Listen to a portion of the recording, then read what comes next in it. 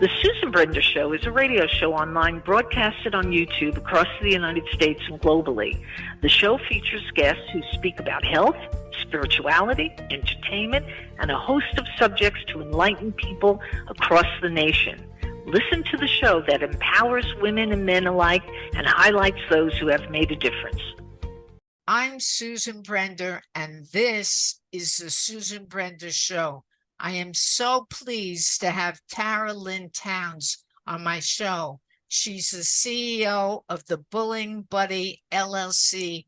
She's an impassioned published author, app inventor, certified bullying prevention expert, development therapist, curriculum writer, and certified life coach. It is so pleasing to have somebody talk about a subject that is horrible going on in our country and probably all over the world. So thank you for being on the Susan Brender Show. I want to welcome you to my show. Thank you, Susan. Thank you for having me. I'm so excited to be here. You know, I want to let you know that when you got started in this business, there must have been a reason. So tell our audience why you got started doing what you do. Yes. My son was born, his name is Encore, and he was born with dwarfism. And as a result of being born, I don't use the word disabled or special needs. I just call him beautifully diverse. He's beautiful, he's different, and that is the beauty of being different. But society doesn't, understand that. And a lot of it does not go by that methodology. And then we train kids up to judge people and spite people because they are different as adults. So he was bullied to the point of no return. I say he had a return, but at that time it was just awful. Since he was born, I'm saying, but it really started to hit him in the second grade. Yes, at that time I was in school. I'm a clinician working towards my master's, and just started to see certain signs that alarm me that a lot of parents today miss because they don't have that inside window. So he introduced me to my purpose calling, and he began to speak at the tender age of 7. And we have a long journey or had and still are on it. Yeah. My question to you is that he was a particular person with a disability of sorts, which you don't like to say. But why did they pick on him? They picked on him because he's small. So dwarfism obviously is a genetic disorder, and it's small stature, and there are many types. And he has achondroplasia. So the children were shocked, obviously, that he looked maybe like a 3 or 4-year-old, and they were like 6 and 7.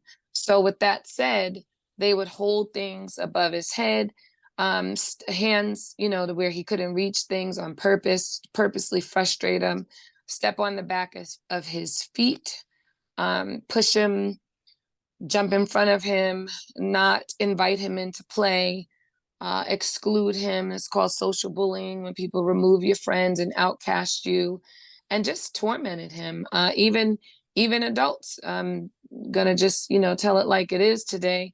Adults, we would be in Target and any shopping place, and restaurants, adults watching every single bite that he would take from a burger or fries or his meal, and he would be very uncomfortable. And in the beginning, I'll tell you what happened, turn of events once he got hip to his inner power. But he used to say, "I'm ready." And I'm like, "No, you just started eating." He's like, "No, the lady over there keeps looking in my mouth." And, you can't go over to every single person in every single situation. So we used to get up if he felt uncomfortable and leave. But when he came home with missing skin on his chin, we lived in Irvine in a gated community, from the children stepping on the back of his shoes was when everything kind of catapulted into where we are today. And I just went straight to the school when the skin was missing. He said that someone tripped him, and that someone would come home hungry all the time. And I'm like, "Why are you so hungry? I send you a lunch every day." He's like, "I'm feeding my friends," like making excuses because he just didn't understand what was going on really at 7 and 6. Do you really? And he knew that he was definitely being traumatized. He just didn't know what the name was and how to counteract it at that early age. That is awful. How did the school deal with that? I must say that I'm very, and we recently visited the school last year just to say hello. But the school was amazing, and the principal was honest. And this is what I'll get in a little bit later in the interview. She was honest, and I came in, it was after hours. She was about to leave. She's like, nope, I'm going to sit down and we're just going to hash it out. She's like, I don't want any child to ever leave here, feeling this way. But I brought him with me saying, look at he had skin when he went to school.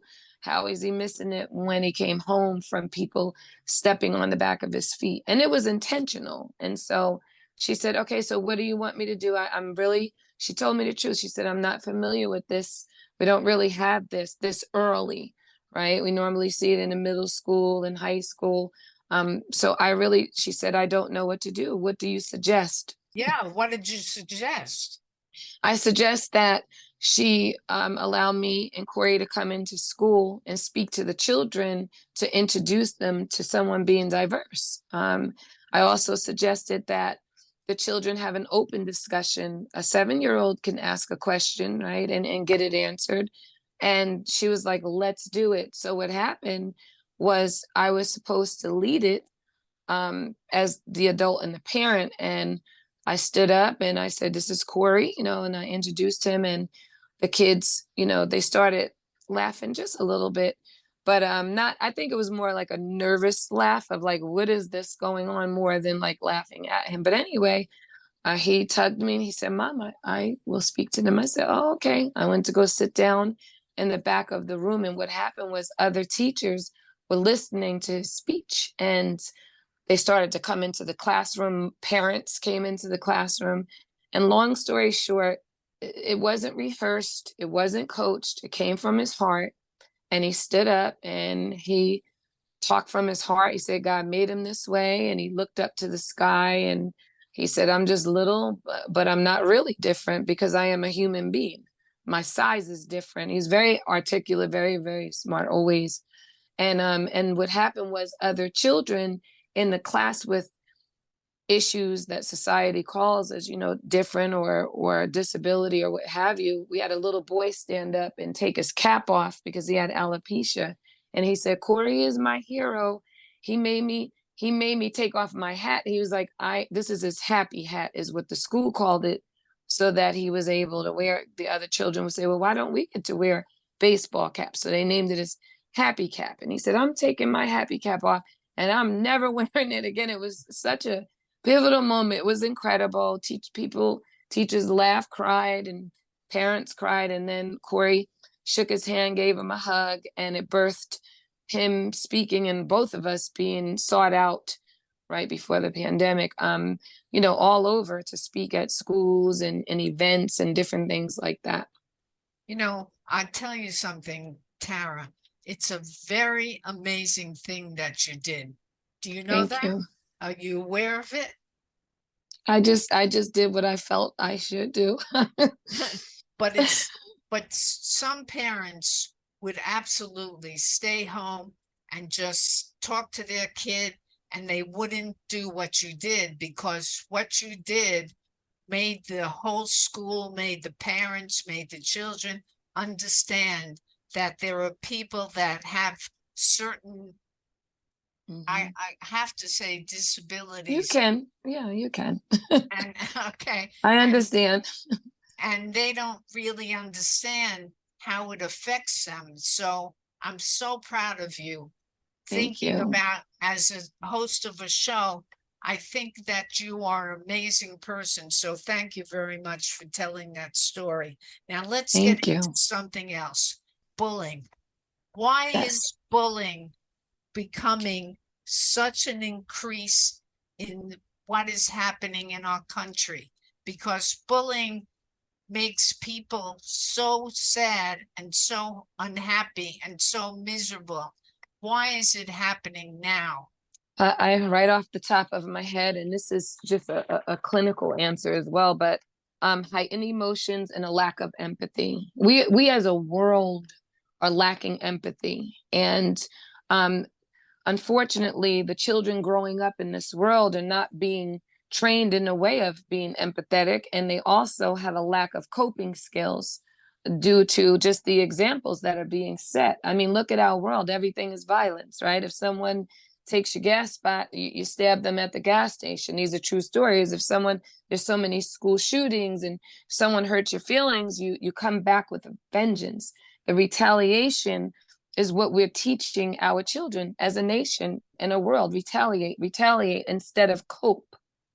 Yeah. Redirect, cope, and let's come up with a common denominator that is positive instead of people either killing people or people killing themselves. That's right. Now, here's the other thing. You talked about children today actually committing suicide. Now, what's making our children resort to suicide as a resolution to be bullying? Yes, two things. Once again, the lack of coping skills, the lack of someone directing and redirecting behavior. If you don't know how to handle something, you definitely will react instead of respond. And so responsive mechanisms are not being taught to our children in schools.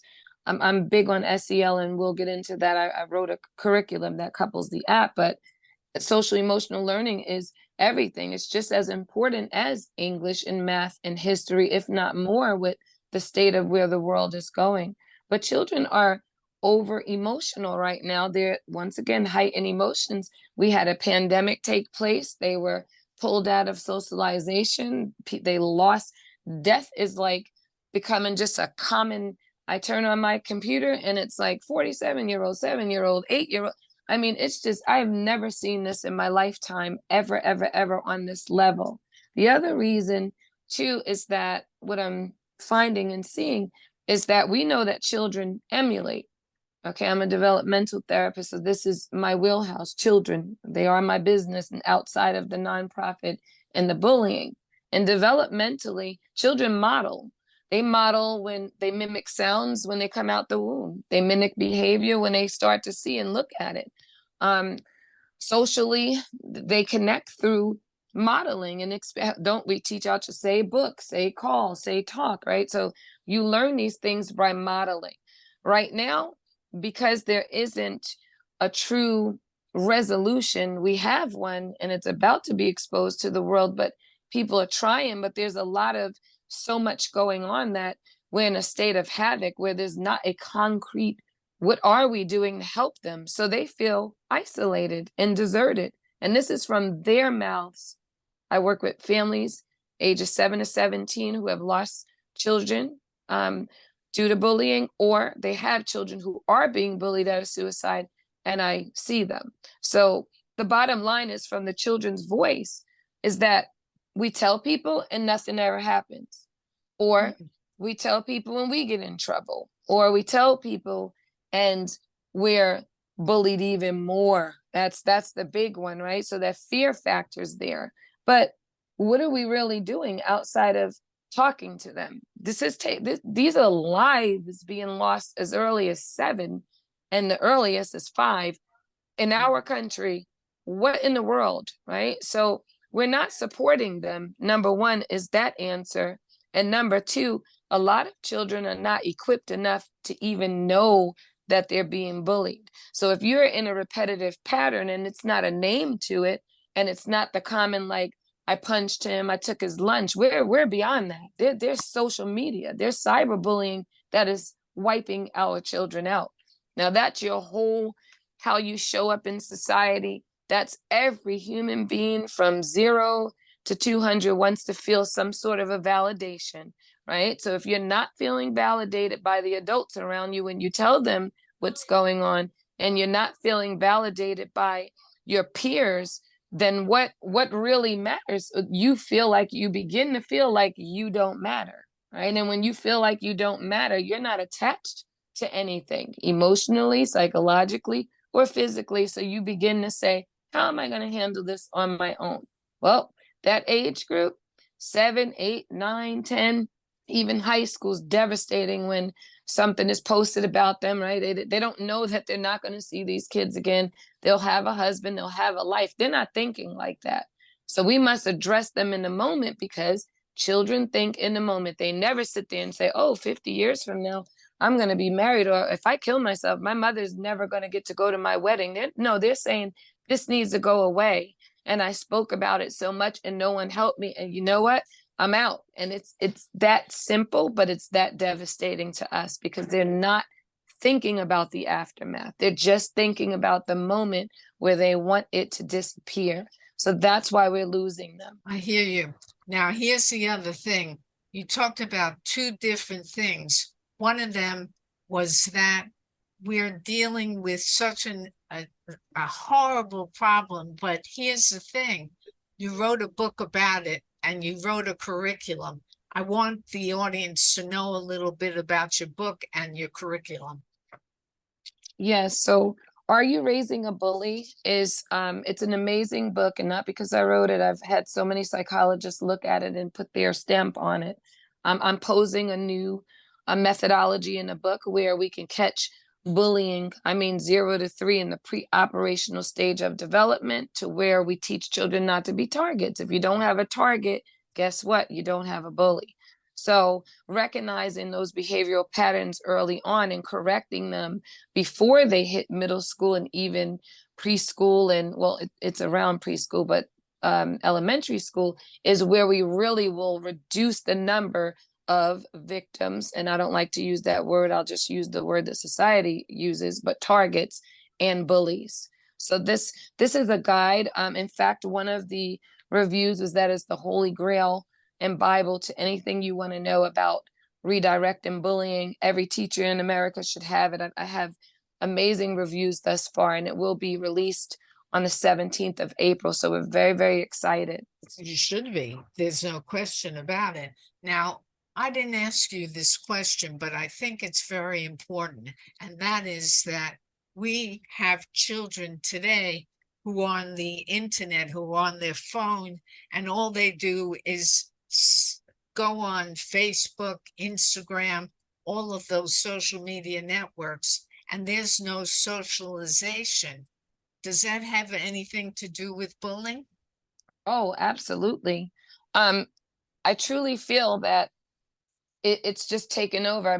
Before the pandemic, obviously we weren't online as much. 97% of our children are online. There's so many things are floating in my head. Number one, they're on the screen time too much. And I think I'm an advocate for play, and play age appropriate. We're not playing with teenagers because they want their friends and they want to hang out and do different things. But with the little ones, we can really return to play. iPads are not babysitters. I don't even watch television personally. I don't. And my son only watches movies and little cartoons that he likes. But outside of that, I think that TV brainwashes and a lot of other things. But it contributes to it because the bully gets to get away with it more, right? A bully is someone who definitely has a very low self-esteem, and they do not want to be uncovered. This is why they bully. Everything is in secret, right? In the bathroom. And if you look at where they bully, on the playground, in the bathroom, in the hallway, behind the lockers. It's never like, hey guys, I'm bullying, where the principal's office is. So the bottom line is social media definitely increased bullying because they're spending more time on there, number one. But number two, people get away with it. They have fake accounts, or they have groups that have accounts, or they take over they hack people's accounts and they pose as. So it's just an issue. It's a huge issue that, in my opinion, will only get worse if we don't curb it now. I hear you. Now, one of the other things is that we hear music that is so pathetic in many, many ways. Does that affect our children as well? Absolutely. I always say this, the brain is nosy.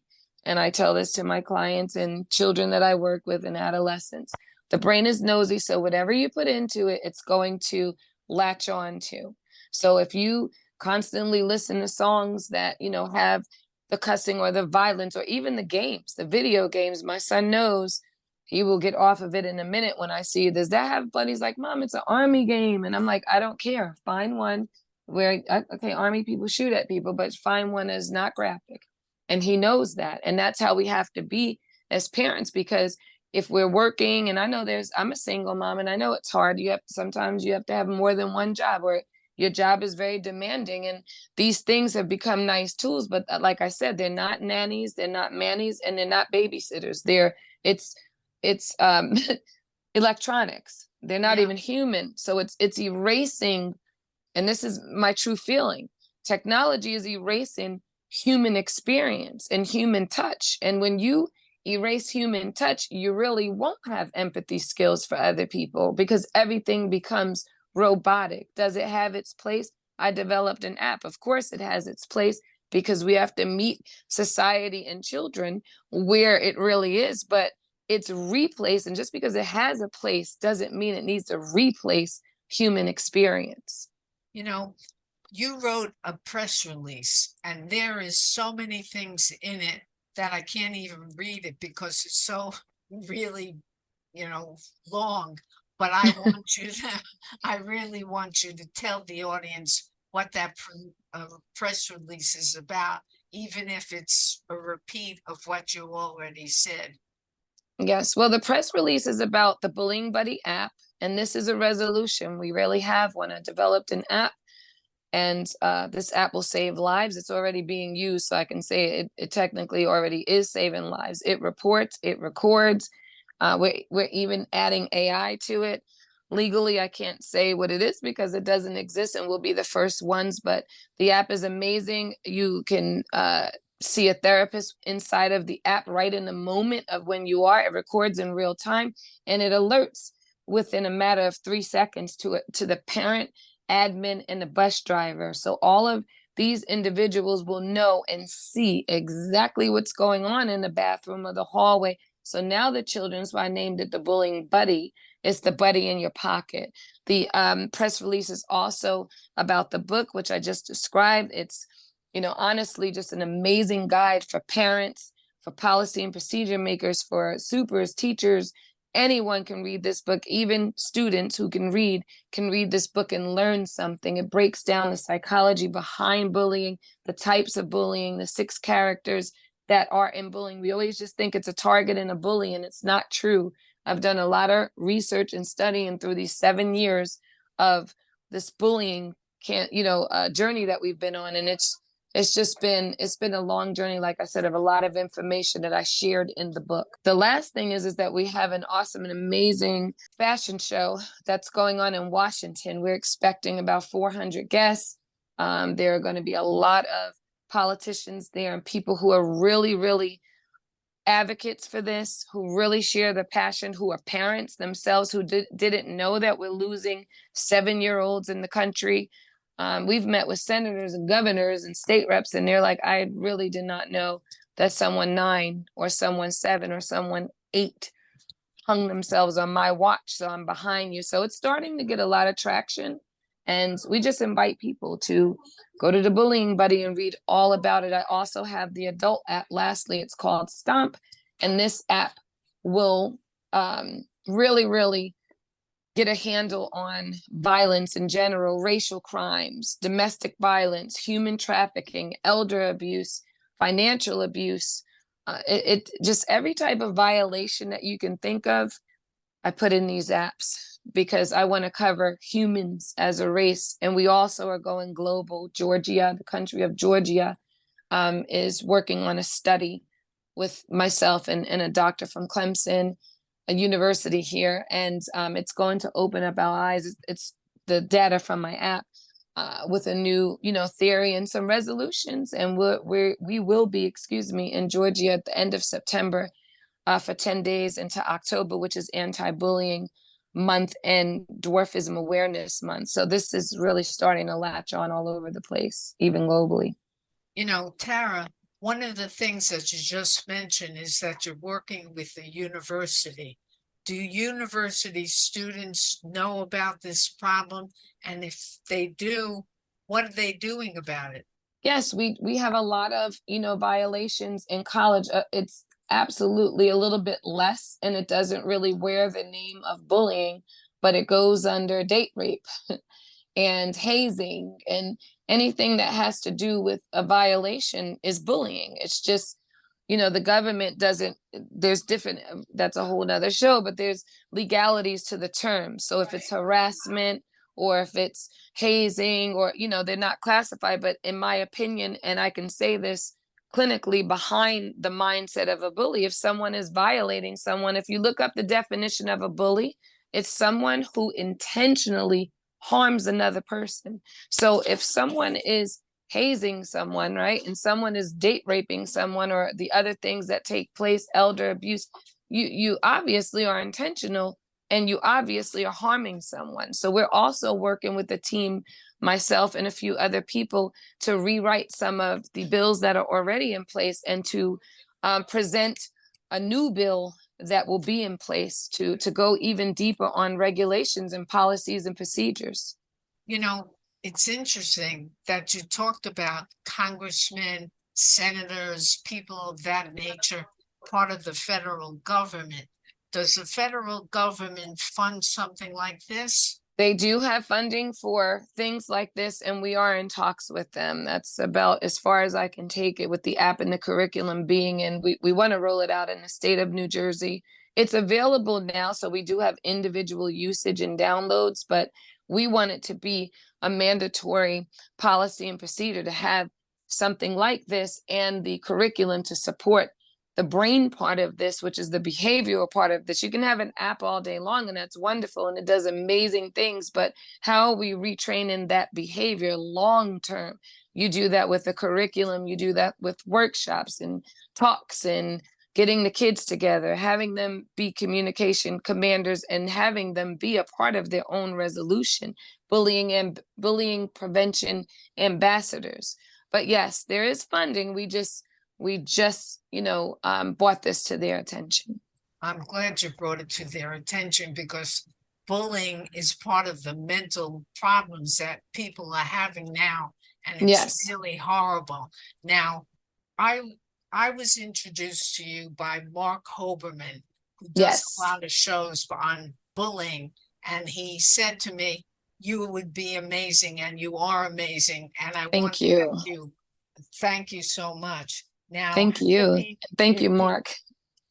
That's right. Now, how do people purchase your book or get in touch with you? Yeah, so we're on all of the platforms. So Twitter, Instagram, Snap. The kids tell me, Miss Tara, it's Snap. Stop saying Snapchat. So I'm trying to be cool with the kids here. But anyway, we're on Snap and Instagram and Facebook under Bullying Buddy, so our name. And then personally, I'm on LinkedIn under Tara Towns, and then I'm on Instagram under TL Towns. And also too, we can be reached on the Stomp website. That's the adult app, and that's STOMP Stomp, and it's just stomp.world, and it's bullyingbuddy.com. So that is the Bullying Buddy Stomp. And then my personal, we're everywhere. I just really challenge people to go download the app. It's 99 cents, and we all have 99 cents to save a life. Even if we didn't, we can find that. Well, wow, this has been a great show, and I'm so proud of you, as I said before, because what you're doing is just incredible. Yeah, I want to thank you for being on the Susan Brender Show. It's really been a pleasure. Likewise. Thank you so much. I appreciate it.